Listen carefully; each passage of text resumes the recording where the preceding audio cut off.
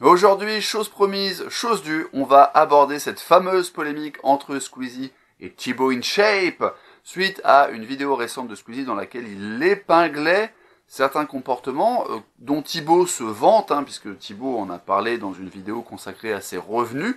Squeezie a commenté la vidéo et depuis, si vous allez voir les commentaires qui sont laissés sous la vidéo de Thibaut InShape intitulée « Combien je gagne d'argent ?» eh bien, c'est un festival d'attaques plus ou moins courtoises et plus ou moins insultantes. Et on voit bien quand on regarde la date des messages que tout ça est lié à la vidéo de Squeezie. Alors, premier point d'analyse, je voudrais rappeler simplement que c'est un petit peu du signalement de vertu de la part de Squeezie, à croire qu'il a décidé d'avoir un rythme de croisière de un signalement de vertu par semestre. Au mois d'août 2018, il nous avait fait le coup de « balance ton youtubeur ». Alors, j'ai vérifié avant d'enregistrer. Quand on va sur Google, qu'on tape « balance ton youtubeur » et qu'on cherche un résultat qui a moins d'un mois, eh bien, on ne trouve rien à part une page vide du site balancetonport.com. Je connaissais pas ce site, voilà, mais en tout cas, il n'y a rien. Il y a un truc qui est référencé, mais il n'y a pas de contenu. Il n'y a aucune actualité sur Balance ton youtubeur. On attend toujours les suites judiciaires. Alors, on a eu à l'époque du drama, on a eu Antox Collabug qui nous a expliqué qu'il avait tout perdu alors qu'il a plusieurs centaines de milliers d'abonnés. Toujours est-il qu'il n'y a aucune conséquence, que l'affaire a fait pchit, qu'il ne reste rien de tout ça. Et maintenant, peut-être parce qu'il a été épinglé récemment pour sa vidéo consacrée aux différentes hypothèses sur les pyramides, peut-être que c'est ça, Squeezie revient avec un nouveau signalement de vertu en dénonçant un petit peu, voilà, tout en expliquant qu'il n'a rien contre Thibaut, mais en dénonçant certaines pratiques de l'entertainment musclé préféré des enfants francophones. Au passage, en matière de signalement de vertu, la vidéo de Squeezie est plutôt réussie parce qu'elle est assez modérée, c'est-à-dire que oui, il critique assez vertement les comportements de Thibaut, mais il ne met pas d'attaque personnelle, il prend bien des pincettes en disant qu'il n'a rien contre lui, il essaie surtout de placer des petites vannes et de faire de l'humour, donc ça lui permet finalement de se poser dans une situation d'arbitre, de grands témoins qui surveillent tout ça du haut de ses 10 millions d'abonnés. Voilà, il est au sommet de la pyramide, il est bien, il ne rajoute pas trop d'émotion, parce qu'il y a des gens, quand ils font leur signalement de vertu, ils le font de façon beaucoup plus agressive. Je pense par exemple à la chaîne « Et tout le monde s'en fout », qui est un concentré de signalement de vertu particulièrement condescendant, alors qu'ici, Squeezie évite un petit peu l'ornière de la condescendance ou de l'hystérie et de l'histrionisme. C'est plutôt bien dosé et ça lui permet comme ça d'avoir une posture d'autorité sur Thibaut, ce qui d'autant plus correspond à leur hiérarchie en termes d'abonnés, puisque Thibaut a 5 millions et quelques d'abonnés, Squeezie en a plus de 10 millions. Donc oui, t'es obligé de constater que Squeezie c'est un peu le patron de Thibaut en matière de succès sur YouTube.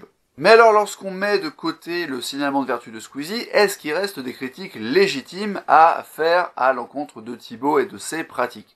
Évidemment, oui. Néanmoins, je vous mets en garde, ne vous attendez pas à une condamnation manichéenne dans cette vidéo, pas plus qu'à une forme de soutien tout aussi manichéen. On va essayer de faire dans la nuance, et c'est l'occasion pour moi de vous rappeler que vous pouvez avoir des points de vue différents sur une même situation. En tant que personne unique, tu peux avoir, en tant qu'individu, plusieurs sensibilités sur un même sujet. C'est pas forcément une source de dissonance cognitive si tu arrives à faire cohabiter ces sujets et à comprendre pourquoi tu as ces différentes sensibilités. On va en reparler au fil de la vidéo. Le premier problème de la vidéo de Thibaut InShape, c'est tout simplement qu'elle est mensongère. Alors ce sont des petits mensonges et si on veut vraiment être précis, chaque formule, chaque formulation, chaque tournure de phrase est suffisamment précise ou ambiguë pour qu'on ne puisse pas vraiment l'accuser de mentir. En fait, Thibaut joue habilement sur un certain nombre d'ambiguïtés. Par exemple, il dit que tu peux peut-être le croiser à sa salle de sport lorsqu'il va s'entraîner.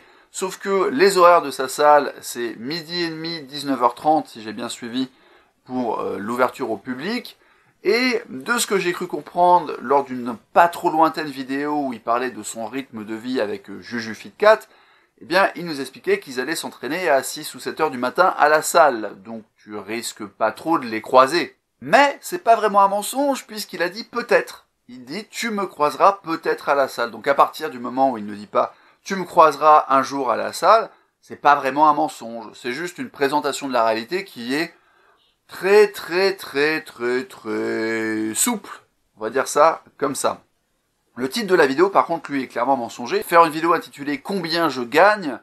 alors que tu ne dis pas combien tu gagnes, même s'il a fini par épingler un commentaire sous sa vidéo disant que sa société lui reversait 500 € par mois. J'avais mal lu d'abord au départ, j'ai cru que c'était 5000, mais non, il se reverse seulement 500 €. Donc oui, il a rajouté ce petit commentaire, et ça peut arriver même dans une vidéo scriptée d'oublier ce genre de détails, mais pour le coup, plutôt que d'utiliser le rasoir d'Unlun et de partir du principe que c'était une approximation et une erreur d'écriture de la part de Thibaut, ou une erreur au tournage, non, je pense qu'en fait il comptait vraiment ne pas révéler son salaire, et qu'il a juste fait un titre proxo à clic dans la grande tradition youtubesque, et c'est l'occasion pour moi de rappeler que mentir dans le titre d'une vidéo, ça fait partie des mensonges qui sont quand même plus ou moins acceptés. En effet, à l'heure de la guerre de l'attention que se livrent les youtubeurs, et même moi qui ne me considère pas comme un youtubeur, je fais partie des gens qui essayent d'attirer ton attention.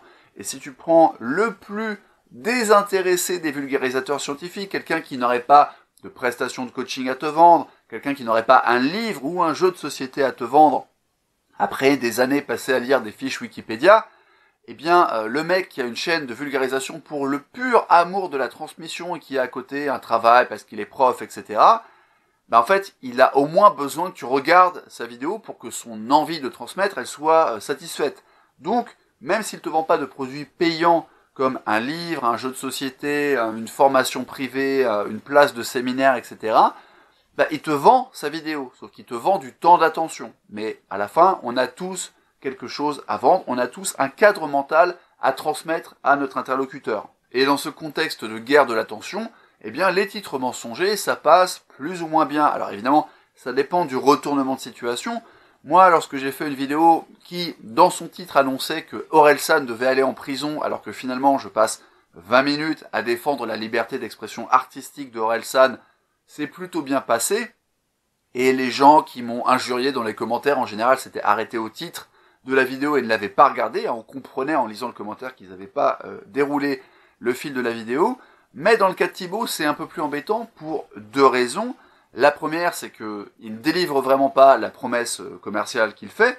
Il annonce qu'il va révéler son salaire, le montant de ses revenus, et il ne le fait pas. Donc ça, pour le coup, ça tombe un peu à plat. Et en plus, c'est un titre et une vidéo qui portent sur un sujet hautement sensible, en particulier dans la francophonie, l'argent.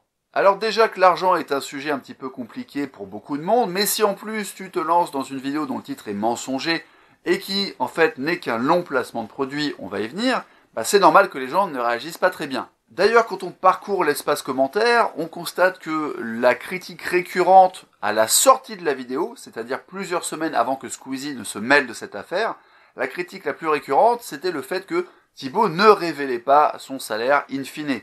Et on voit que le ton des commentaires, notamment des commentaires négatifs, a particulièrement changé après la sortie de la vidéo de Squeezie. Tu regardes la date des différents commentaires et tu vois clairement que c'est un peu le jour et la nuit. L'autre erreur de Thibaut dans cette vidéo, c'est de beaucoup se justifier. Alors, c'est très intéressant parce que Thibaut, vous l'avez compris si vous connaissez Spyro Dynamics, son cadre mental est totalement cadré par le métasystème Orange. Et si ce que je viens de dire a l'air d'être du chinois dans tes oreilles, c'est que tu ne connais pas le modèle Spyro Dynamics, que tu ne connais pas les métasystèmes, aucun souci, tu mets la vidéo en pause, tu vas lire mon article d'introduction au modèle Spyro Dynamics, ça va changer ta vie de façon irréversible, et après, tu reviens reprendre le fil de la vidéo. Donc pour les gens qui sont abonnés à ma chaîne, qui sont habitués, etc., vous l'avez remarqué, c'est assez facile de le voir, Thibaut est l'archétype du mec qui tourne en orange. Alors c'est un archétype parmi d'autres, il n'est pas trader à la défense,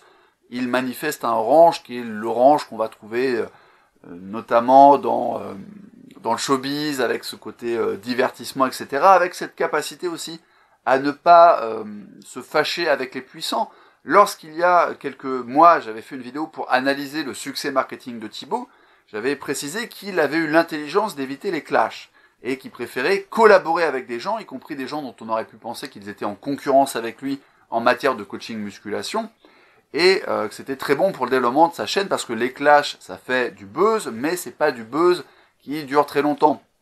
C'est quelque chose de très éphémère, et il suffit de comparer les effets bénéfiques de collaboration, par exemple, entre les vulgarisateurs scientifiques et la carrière d'un clasheur professionnel comme ce mec qui s'appelait Cortex et qui aujourd'hui se résume à être un mème utilisé dans les vidéos de TNDNA. Et Thibaut est fidèle à lui-même puisqu'il a commenté la vidéo de Squeezie en disant que chacun avait le droit de penser ce qu'il voulait et que c'était une bonne vidéo. Ce qui est quand même, si tu as un métasystème rouge assez développé, un acte de soumission. C'est-à-dire que tu vas dire, mais le mec, il a aucun honneur, il se fait clasher. Du coup, il y a plein de gens qui viennent l'insulter sous sa vidéo en le traitant de tous les noms, en le traitant d'arnaqueur, d'escroc, de prostituée, etc. Et le mec, non, il laisse un commentaire poli sous la vidéo de Squeezie.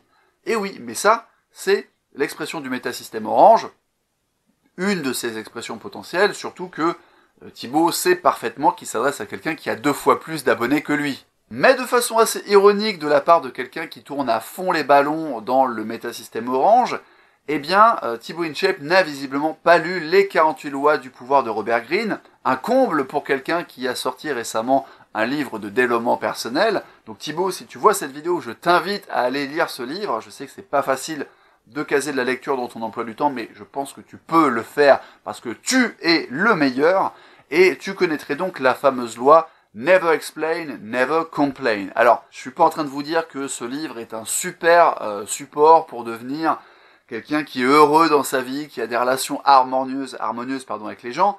C'est quand même un orange assez malsain, mais tu peux retirer quelques enseignements de ce livre. Et une des lois du pouvoir, c'est de ne jamais expliquer ce que tu fais, de ne jamais te justifier finalement. Et on voit que Thibaut, dans sa vidéo, passe beaucoup de temps à se justifier à différents moments. Il y a évidemment ses propos sur l'argent, sur le fait que l'argent est polémique, et ça, pour le coup, il a raison, hein, c'est juste un élément contextuel. L'argent, c'est en effet souvent polémique comme sujet, mais il y a aussi le recours à l'argument fiscal, hein, quand il rappelle que ce qu'il facture n'est pas ce qu'il touche. Alors là encore, oui, c'est vrai, et tu peux le rappeler, mais il le rappelle plusieurs fois, il le rappelle au moins 2 fois dans la vidéo. Il rappelle également qu'il ne force personne à acheter ses produits, et là, tu prêtes le flanc à avoir la réponse de Squeezie qui est que, heureusement que tu forces personne à acheter les gens, et il y a un problème dans cette situation, parce que c'est un peu comme le « mais vous êtes libre d'eux ». Vous savez que la formule « vous êtes libre d'eux » est une technique de manipulation, qui était d'ailleurs utilisée par Olivier Roland à une époque sur son site, hein, puisqu'il y avait marqué sur toutes ses pages « vous êtes libre de télécharger mon e-book gratuit ou ma newsletter, je sais pas quoi ». Et tu sais très bien qu'Olivier Roland, qui a lu beaucoup de livres de psychologie sur la manipulation et l'influence, a parfaitement conscience que c'est une technique destinée à optimiser le nombre de gens qui vont cliquer sur le lien et qui vont télécharger le produit en question. Mais le paradoxe, c'est que tu trouveras toujours des gens pour te blâmer si tu ne précises pas qu'ils sont libres de ne pas consommer telle ou telle chose. Et ce paradoxe, il est parfait pour illustrer le fait que tu ne plairas jamais à tout le monde. Et là encore, c'est un point qu'on peut accorder à Thibaut lorsqu'il parle du prix de ces fameuses vidéos à 36 €, ces fameuses vidéos de 15 secondes dont je n'ai pas pu résister à l'envie de me moquer. Lorsque Thibaut affirme que si tu ne fais pas un produit gratuitement, ce sera toujours trop cher, une phrase épinglée par Squeezie, en fait, il a partiellement raison. Parce que oui, il y a des gens, même à 2 €, ils trouveront que c'est trop cher parce que tu ne devrais pas faire payer. C'est le cas pour les dédicaces sur ces BD.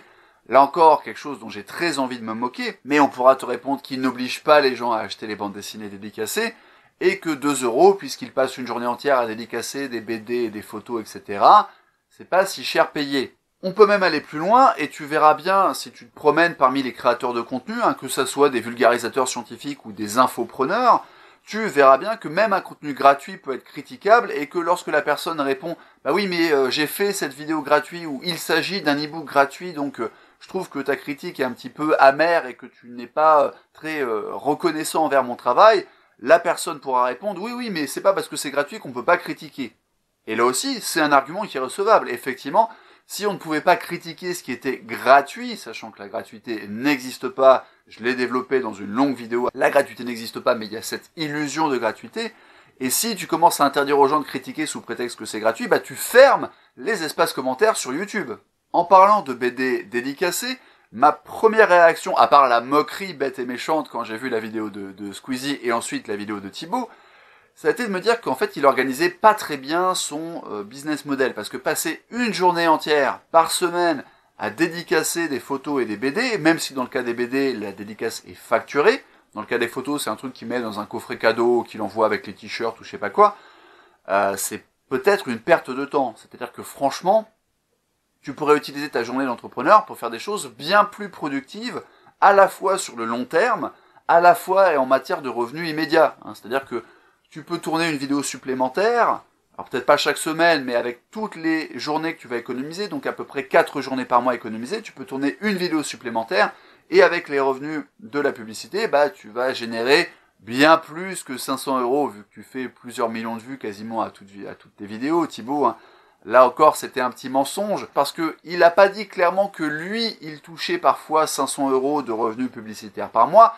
Il disait juste que pour les youtubeurs en général, le revenu était aléatoire. Et là encore, c'est vrai de dire que le revenu est aléatoire pour les youtubeurs en général, mais c'est faux si tu prends le sous-entendu, le sous-texte de cette affirmation, qui consiste à prétendre que lui pourrait certains mois se retrouver avec seulement 500 petits euros de revenus publicitaires alors qu'il a 5 millions et demi d'abonnés. Toujours est-il qu'en faisant sauter ces 4 journées de dédicaces mensuelles, il pourrait faire une vidéo de plus tous les mois, ça lui rapporterait beaucoup plus. Sauf que, il y a un élément qu'on ne peut pas mesurer, c'est à quel point le fait de proposer une BD dédicacée optimise son taux de conversion sur la page de vente. Je vais vous expliquer un truc très simple si vous n'êtes pas familier du web marketing et du web entrepreneuriat.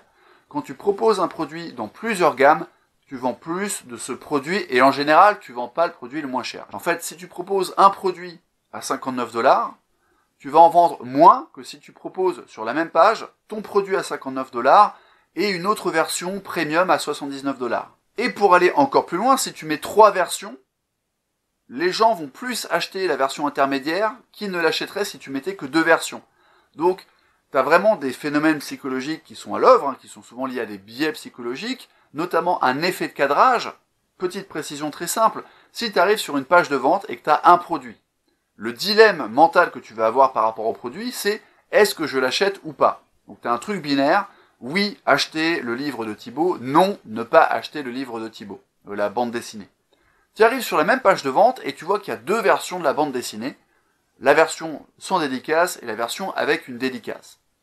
Ton dilemme mental, ce n'est plus est-ce que j'achète oui ou non, ton dilemme c'est quelle version j'achète parmi les 2 qui sont proposées. Tu vois, ça crée un effet de cadrage qui fait que tu ne raisonnes plus en termes de acte d'achat ou refus d'acte d'achat, mais en termes de forcément acte d'achat, mais sur quel produit. Donc, même si au premier abord tu peux trouver que c'est complètement stupide de passer une journée entière à dédicacer des photos et des BD, peut-être que ça ne l'est pas et que ça impacte vraiment les ventes de Thibaut. Alors bien sûr, je peux comprendre les gens qui sont choqués par cette pratique. Pourquoi je peux comprendre? Tout simplement parce que dans les mœurs en France, l'idée c'est plutôt que lorsque tu achètes un livre ou une bande dessinée qui est liée à un youtubeur ou même qui est juste liée à un auteur dans une librairie, tu la payes à un prix unique, surtout qu'en France, il y a un tarif unique pour le livre et pour la bande dessinée, c'est quelque chose qui est gravé dans la loi, contrairement à d'autres pays où le prix n'est pas fixe. Et on a donc un prix unique, tu achètes ton livre ou ta BD, et lorsque tu vas rencontrer ton youtubeur préféré en convention, que tu payes parfois très cher ta place de convention, tu fais ta queue à son stand, tu arrives, tu lui dis bonjour, tu fais la bise, tu prends un selfie, tu fais signer l'œuvre et tu repars, et tu as l'impression que la dédicace était gratuite. Et effectivement, ton youtubeur préféré ne t'a pas fait payer la dédicace, mais il a fallu que tu te déplaces, que tu payes éventuellement la place d'entrée. Je ne sais pas s'il y a des conventions dont l'entrée est gratuite, je ne suis pas au courant, j'ai jamais fait une seule convention de ce type-là. Toujours est-il que le modèle de Thibaut comparé à ça est évidemment choquant parce qu'il est inhabituel. Même chose pour les fameuses vidéos de 15 secondes, parce que je connais aucun autre youtubeur francophone qui fait payer des vidéos personnelles de 15 secondes pour 36 €, et forcément, comme ça rompt avec les allants de soi culturels français, ça provoque la polémique. Là encore, je voudrais préciser qu'on a le droit d'avoir plusieurs ressentis sur cette affaire, notamment à travers vos différents métasystèmes. Pour ma part, mon métasystème rouge et mon métasystème bleu trouvent que c'est absolument scandaleux de faire payer 36 € pour des vidéos de 15 secondes. Je vais pas dire que c'est de l'arnaque, parce que devant la loi, ce que fait Thibaut est totalement légal, mais franchement, je suis partagé entre la moquerie et l'agressivité, quoi. J'ai envie de me moquer de lui tellement ça fait gagne petit. Mais mon métasystème Orange, il constate qu'il y a une demande et que Thibaut ne fait que répondre à la demande.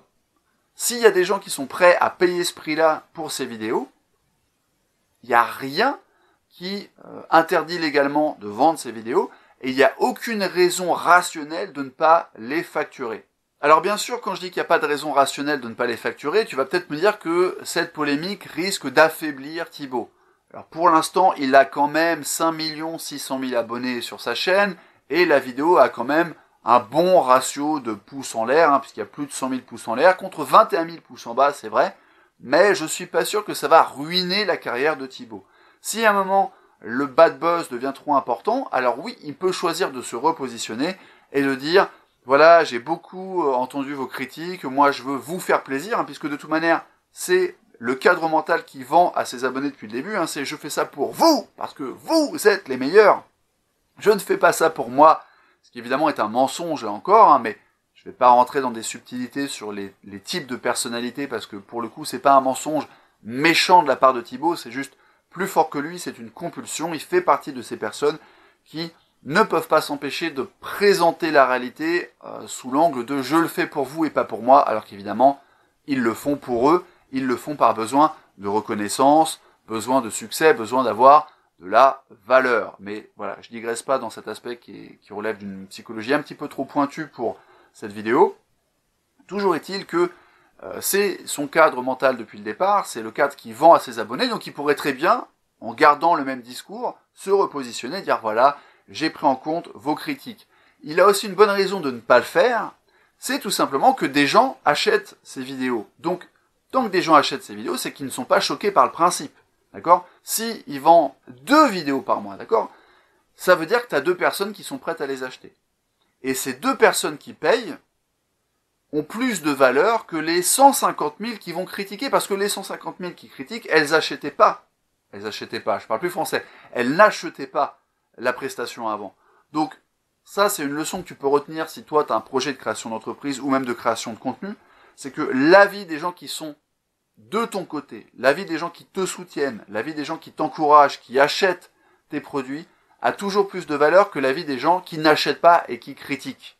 Il est temps de s'intéresser à l'erreur fondamentale de Thibaut, et pour ça, je dois rappeler la structure de la vidéo en question. La vidéo fait 11 minutes, et sur ces 11 minutes, on a 7 minutes, très précisément, 7 minutes centrales, puisqu'il y a l'introduction qui est relativement courte, et les 3 minutes de conclusion où Thibaut parle encore une fois du rapport à l'argent, mais aussi du coup de l'entrepreneuriat, et je vais revenir sur cette partie qui est très problématique pour le coup. Même si tu as un métasystème Orange qui tourne, ça reste très très problématique. Mais entre l'introduction et la conclusion, tu as 7 longues minutes de placement de produits. C'est un tunnel de vente. Alors c'est pas un tunnel de vente comme le font certains infopreneurs qui te font du teasing pendant 25 minutes en te parlant de cette formation dans laquelle tu vas apprendre comment devenir riche. Et donc dans cette formation, qui t'apprendra comment devenir riche ? Je t'apprendrai comment devenir riche. Et donc tu apprendras comment devenir riche comme ça pendant 20 minutes pour faire monter l'impatience du spectateur et déclencher un acte d'achat sans avoir donné le moindre contenu utile. C'est pas ce genre de tunnel de vente que fait Thibaut, c'est une sorte de placement de produit puisque c'est une énumération des prestations et des produits physiques qu'il vend.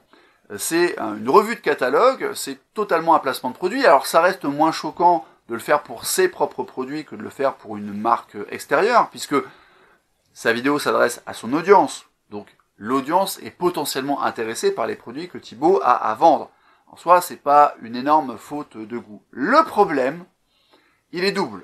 Le premier problème, c'est que l'audience de Thibaut InShape est majoritairement composée de personnes qui ont moins de 18 ans. Et quand je dis moins de 18 ans, je suis assez large parce que évidemment, j'ai pas accès à son Google Analytics et je ne peux pas connaître l'audience exacte de sa chaîne, je peux pas connaître la démographie exacte, mais je subodore qu'il y a plus de gens qui ont moins de 15 ans, qui ont, on va dire, entre 7 et 12-13 ans, que de gens qui en ont 15, 16, 17. Il a quand même une ligne qui s'adresse beaucoup aux enfants, aux prépubères, ou vraiment aux gens qui sont dans l'adolescence. Il a un humour de beauf, il n'a pas un contenu intellectuellement très stimulant, il est dans une forme d'histrionisme, Il y a des gens qui sont tout à fait demandeurs de ça, hein. C'est pas pour rien qu'il a 5 millions d'abonnés, en plus de toutes les qualités qu'il a eues jusqu'ici dans le growth hacking dont j'ai déjà parlé dans ma vidéo sur la question, notamment le fait d'éviter les clashs, etc. Mais quand tu t'adresses à des enfants et que tu vends des produits à des enfants, tu te dois d'être irréprochable parce que forcément, on considère que l'enfant est potentiellement une personne en situation de faiblesse psychologique. L'abus de faiblesse peut porter sur les personnes âgées, sur les enfants ou sur les gens qui ont des problèmes psychologiques. Et l'enfant, sans entrer dans toutes les théories du développement, sur à quel point tu peux responsabiliser un enfant, etc. Bah oui, un enfant de 12 ans n'a a priori pas le même discernement qu'un adulte de 30 ans. En moyenne, hein, pensez courbe de Gauss, pensez courbe de QI, parce que des adultes qui manquent de discernement, il y en a plein. Il suffit de regarder les audiences de Cyril Hanouna pour ça. Il y a aussi des adultes qui regardent Cyril Hanouna. J'ai des preuves, d'accord? Je peux donner des noms. Donc malheureusement, oui, il y a des adultes qui manquent clairement de discernement. Mais si on fait une moyenne, il y a certains leviers psychologiques qui vont plus marcher sur les enfants et les adolescents, notamment au niveau de l'impulsivité des plus jeunes. Du coup, même si les enfants qui composent l'audience majoritaire de Thibaut ne sont absolument pas choqués par le tunnel de vente, eh bien Thibaut risque de se prendre un retour de bâton de la part des médias mainstream, puisque maintenant que Squeezie a fait un buzz là-dessus, bah voilà, ça va être récupéré. On peut imaginer un article de l'Obs ou de Valeurs Actuelles nous expliquant que des youtubeurs abusent des enfants et essaient de leur piller le porte-monnaie, parce que, oui, au passage, 36 € la vidéo, pour un enfant, c'est quand même une sacrée dépense. Et l'autre erreur de Thibaut, c'est paradoxalement une erreur de ciblage, parce que le tunnel de vente en tant que tel peut fonctionner sur les enfants, et je le répète, hein, mon métasystème bleu et mon métasystème rouge considèrent que c'est vraiment très très limite, tu vois. Mais il a fait de toute manière sa carrière en séduisant un public qui est majoritairement mineur. Donc ils vendent des produits adaptés aux mineurs, voilà, c'est juste cohérent, quoi. Il y a un moment, tu vas pas non plus espérer que Thibaut va écrire un livre sur la physique quantique pour cibler les fans de vulgarisation scientifique, hein. C'est pas le propos, ça serait incohérent. Néanmoins, il y a quand même un problème de ciblage parce que ce que Thibaut ne semble pas avoir compris, c'est que son public n'est pas un public qui consomme de l'information. Thibaut, aujourd'hui, fait du divertissement et accessoirement de la motivation parce que c'est une pile électrique. Ok, mais Thibaut n'est pas diplômé comme coach physique. D'ailleurs, il rappelle dans ses innombrables justifications et ses innombrables arguments commerciaux que les coachs qu'il emploie dans sa salle de musculation sont des coachs diplômés. Ben mon gars, c'est juste une obligation légale. Donc là encore, tu as raison de le rappeler, puisque ça peut être un argument de vente, mais tu peux pas trop espérer qu'on va te décerner une médaille pour ça, parce que c'est juste une obligation légale, et si les coachs que tu employais n'étaient pas diplômés, tu serais en infraction, d'accord? Bref, Thibaut n'est pas quelqu'un qui vend de l'information, même s'il peut avoir l'air de le faire parce qu'il a fait 2 e-books sur la musculation et qu'il a fait un livre étiqueté développement personnel pour les moins de 15 ans. Néanmoins, si tu veux, le public de Thibaut, il veut majoritairement du divertissement. Et le coût du tunnel de vente et du placement de produits de 7 minutes, c'est un truc qui va beaucoup plus marcher sur des gens qui, par exemple, cherchent des conseils en création d'entreprise et sont prêts à dépenser beaucoup pour avoir des réponses à leurs questions. Des gens qui ont l'habitude de consommer de l'information, que ce soit sur les relations amoureuses, sur la nutrition, etc. Mais des gens qui sont plus dans une optique de « je veux savoir telle ou telle chose ». Alors que là, Thibaut nous a promis de révéler son salaire, mais vouloir connaître le salaire de Thibaut ne va pas te rendre forcément bien disposé envers un long tunnel de placement de t-shirts, de mugs, de photos dédicacées et de BD. Normalement, quand tu fais un long tunnel de vente et que tu veux placer un produit comme ça en jouant sur un effet de teasing, quand tu fais ça, tu t'adresses normalement à des gens qui ont un besoin très précis et un besoin douloureux. Des gens qui veulent vraiment une réponse pour pouvoir créer leur entreprise, des gens qui veulent une réponse pour perdre du poids, des gens qui veulent une réponse pour récupérer leur ex ou au contraire pour arriver à surmonter la rupture amoureuse. Ok, mais en fait, ils vendent du divertissement et de la motivation.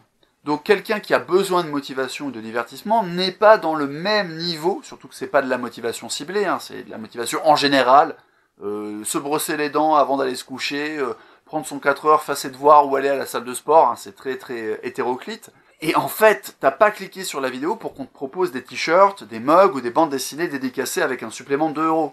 Et c'est là une grosse erreur en matière de marketing. Et pour conclure cette partie sur l'erreur de ciblage de Thibaut InShape, Souvenez-vous que lorsque tu vends une information, tu peux te permettre de ne pas être populaire. Ok ?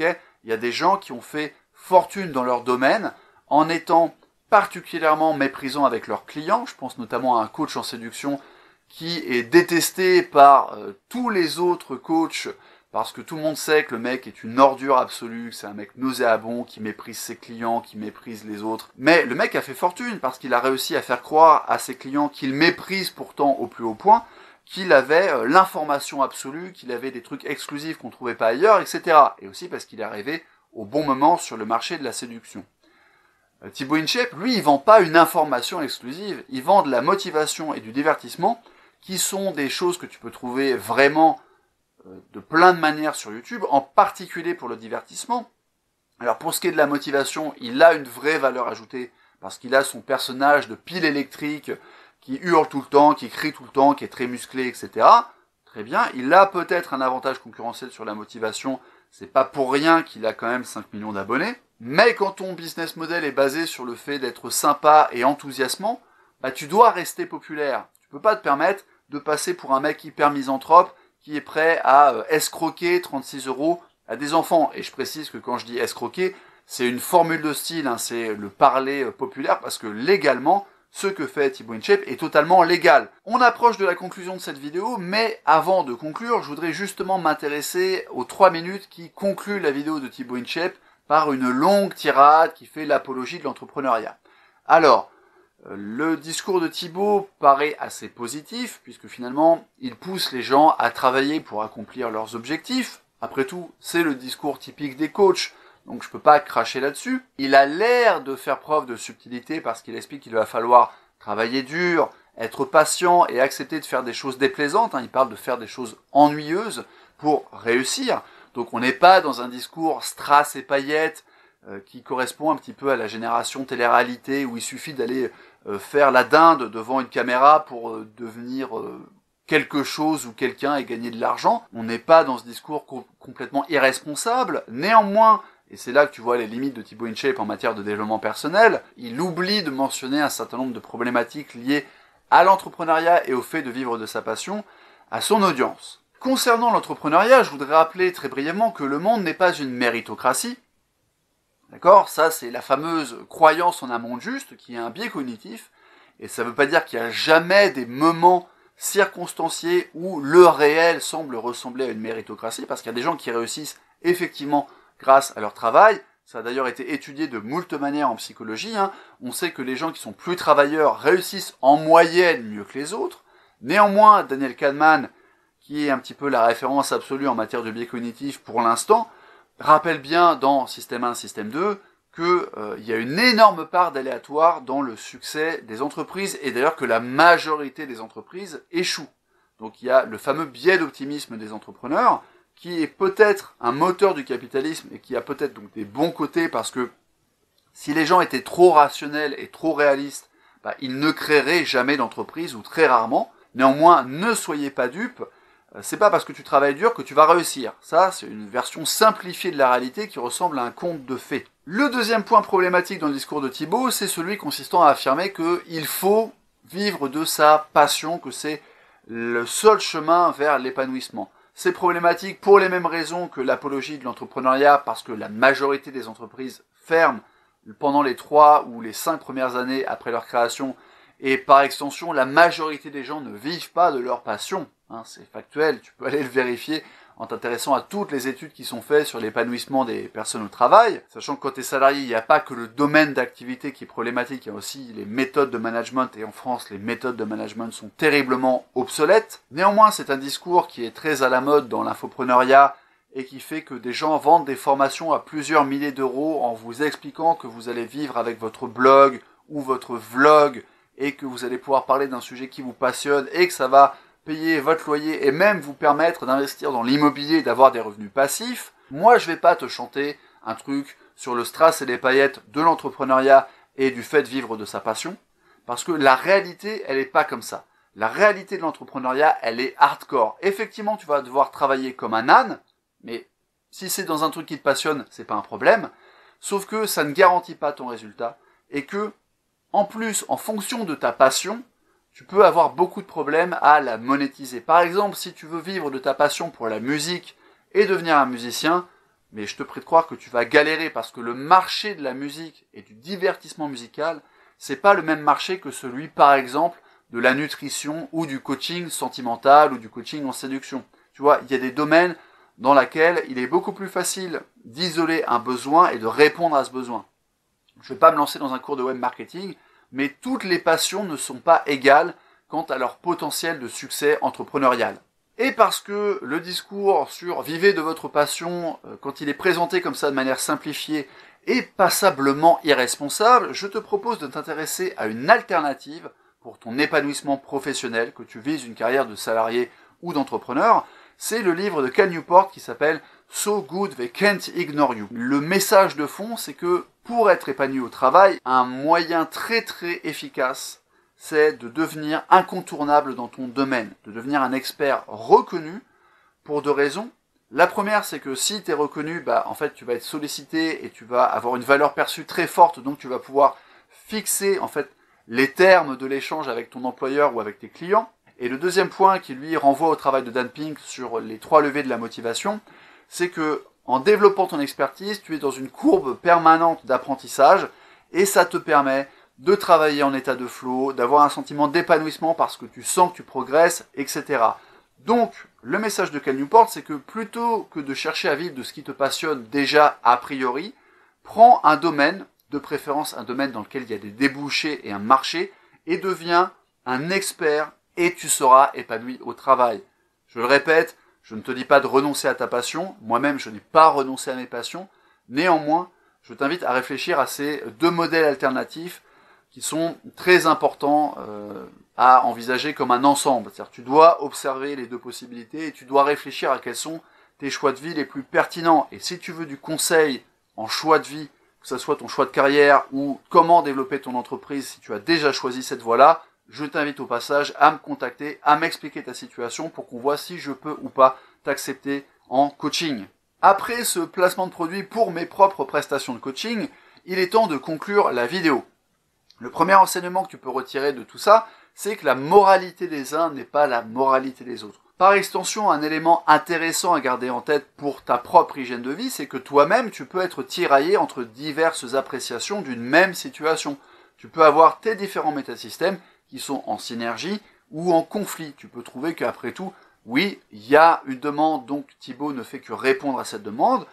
Et tu peux en même temps considérer que quand même, certes il y a une demande, mais ça serait bien que les parents fassent attention à ce que demandent leurs enfants avec leur argent de poche. Le corollaire de cette histoire de moralité plurielle et de métasystèmes différents pour les uns et les autres, c'est que l'effet d'une communication, pas au sens publicitaire, le sens de communiquer. Quand tu crées un contenu, tu crées de la communication. Tu envoies de l'information à un interlocuteur. Et en fait, toutes les communications vont être reçues différemment en fonction de l'interlocuteur. Donc, il faut réfléchir à la personne que tu cibles. Moi-même, j'ai fait cette erreur il y a quelque temps lorsque j'ai fait ma vidéo sur la gratuité, puisque le titre original, c'était « Joueur du grenier démonétisé, l'erreur de Fred et Seb », parce que je prenais les problèmes d'argent et de financement de la chaîne Joueur du grenier comme exemple et comme support pour expliquer que il n'y a pas de gratuité, la gratuité n'existe pas, y compris sur le plan thermodynamique. Mais en fait, c'était un titre trop accrocheur, parce que du coup, j'ai plein de gens qui ont débarqué sur la vidéo en étant visiblement des fans du Joueur du grenier, et en s'attendant peut-être à une énième vidéo de pseudo-critique YouTube, comme certains s'en sont fait une spécialité. Et du coup, je me suis fait défoncer dans les commentaires parce qu'en fait, c'était pas des gens qui avaient un projet entrepreneurial, c'était pas non plus des gens qui s'intéressaient au développement personnel et qui avaient envie d'avoir une perception plus précise du réel et de réfléchir sur leur rapport au monde et sur leur biais cognitif. Et depuis que j'ai changé le titre de la vidéo en appelant simplement ça l'illusion de gratuité, j'ai plus de commentaires négatifs sous la vidéo. Moralité, faites attention à vos pratiques de growth hacking parce que vous pouvez avoir un succès qui n'est pas celui que vous escomptiez parce qu'il concerne une audience qui n'est pas qualifiée par rapport aux thématiques que vous abordez dans votre vlog, votre blog, votre site et vos prestations payantes. Le dernier élément sur lequel j'aimerais attirer ton attention, c'est que le marché n'est pas rationnel. Alors oui, il y a la loi de l'offre et de la demande qui ressemble à quelque chose de rationnel, c'est-à-dire que Quand le prix est trop cher, il n'y a pas de demande, on baisse le prix jusqu'à ce qu'il y ait une demande qui se manifeste et hop, il y a un échange. Oui, ça paraît très rationnel. Pourquoi je dis que le marché n'est pas rationnel? C'est parce que le prix à partir duquel tu es prêt à investir ou en dessous duquel tu es prêt à investir, parce que pas assez cher, les gens pensent que ton produit n'est pas assez pertinent. Trop cher, il est juste pas accessible. Donc il y a une zone, c'est entre un plafond et un plancher. Les prix qui définissent ce plafond et ce plancher sont notamment liés au pouvoir d'achat des gens, ça c'est vrai, mais aussi à la valeur qu'ils attribuent à ce que tu proposes, que ça soit un objet tout à fait tangible ou une prestation de service. Et la valeur que les gens attribuent à ce que tu proposes, en fait, elle est influencée par leur vision du monde et par éventuellement leur biais cognitif. Évidemment que pour toi et moi, investir 36 € dans une vidéo de Thibaut InShape de 15 secondes, quand bien même d'ailleurs ce serait une vidéo de 3 heures, ça paraît ridicule. Mais il y a des gens qui le font parce que pour eux, cette prestation, elle a la valeur qui justifie d'investir une telle somme d'argent. Je n'ai pas pu m'empêcher de moquer ces tarifs et de faire le calcul qui montre que je serais amené à facturer 14 000 € une séance de coaching si je pratiquais les mêmes tarifs que Thibaut. Personne ne serait prêt dans l'état actuel des choses à payer 14 000 € pour bénéficier de mon accompagnement, mais peut-être que si tu avais cet argent sur ton compte, tu serais prêt à débourser 14 000 € pour un coaching privé avec Warren Buffett ou avec Elon Musk. Merci d'avoir regardé cette vidéo jusqu'au bout, j'espère qu'elle t'a plu, qu'elle t'a stimulé, qu'elle t'a amené à réfléchir ou qu'elle t'a fait une bonne piqûre de rappel sur certains éléments de la création d'entreprise, du ciblage d'audience et du développement personnel en général. Si tu veux plus de contenu documenté pour du développement personnel un petit peu pointu, tu peux t'inscrire à ma newsletter. J'envoie à peu près un courriel par mois pour parler de psychologie, de biologie, de créativité ou d'entrepreneuriat. Ça dépend de mes humeurs. Tu peux évidemment laisser un pouce en l'air ou en bas pour exprimer le ressenti que tu as par rapport à la présente vidéo. Tu peux laisser un commentaire courtois et argumenté si tu veux tirer le débat vers le haut. Tu peux t'abonner à la chaîne si tu penses que mon contenu peut te correspondre. Prenez soin de vous, prenez soin du monde, ça peut servir.